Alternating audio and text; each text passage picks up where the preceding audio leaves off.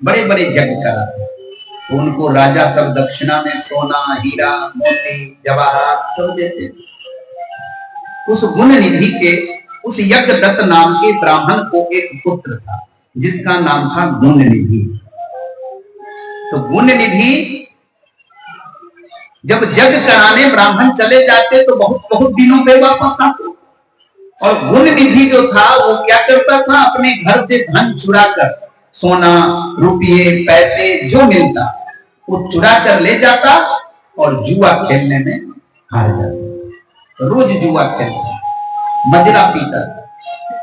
यज्ञदत्त को इस बात की जानकारी नहीं।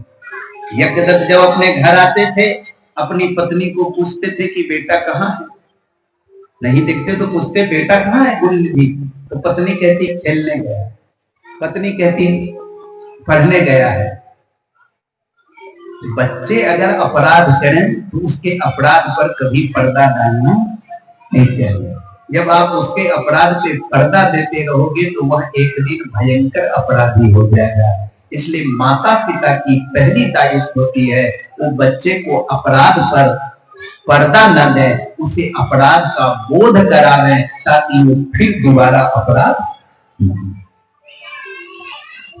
यज्ञदत्त विचारे, यज्ञदत्त जो विचारे थे वो क्या जाने, वो तो पिता थे, वापस आते फिर चले जाते, मां उसकी पर्दा डाल दे। वो जानती थी कि जुआ खेलने गया, मदिरा पीने गया, लेकिन कभी अपने पति को खुलकर बताई नहीं। परिणाम क्या हुआ, कहते हैं न पाप छिपाए छिपता है, कुछ छिपाने से कभी छिपता नहीं, कुछ दिन छिपता है लेकिन एक न एक दिन वो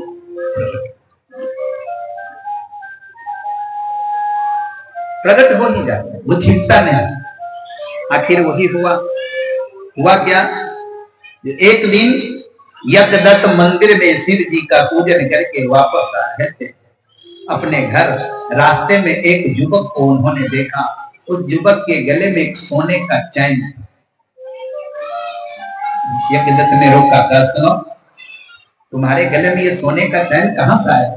कहा महाराज ये मेरी है। कहा तुम्हारी तो इतनी औकात नहीं, तुम्हारी इतनी हस्ती नहीं है कि तुम सोने का हार पहन सको, चैन पहन सको, फिर ये तेरे पास आया कहां से?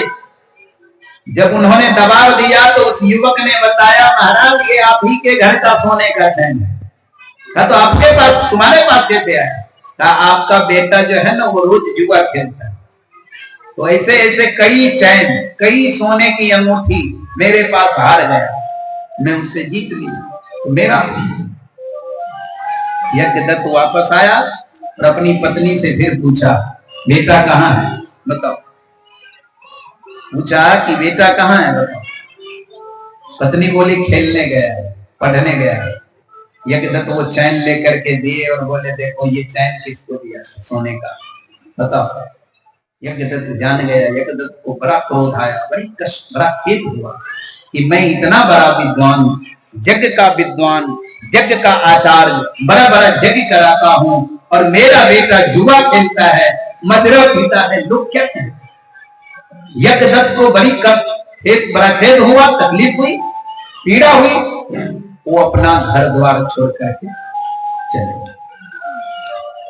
जब गुण निधि वापस आया तो गुण निधि को पता चला कि मेरे पिता घर छोड़ के चले गए, मां को भी छोड़ दिए। मां रो रही थी बेचारी। गुण निधि जब जाना कि मेरे कारण मेरे पिता घर छोड़ के चले गए तो गुण निधि को बड़ा पश्चाताप और उसने सोचा कि अगर आज मैं ऐसा दुर्व्यवहार, दुष्आचरण नहीं करता, दुष्कर्म नहीं करता तो मेरे पिता घर छोड़कर नहीं जाएगा।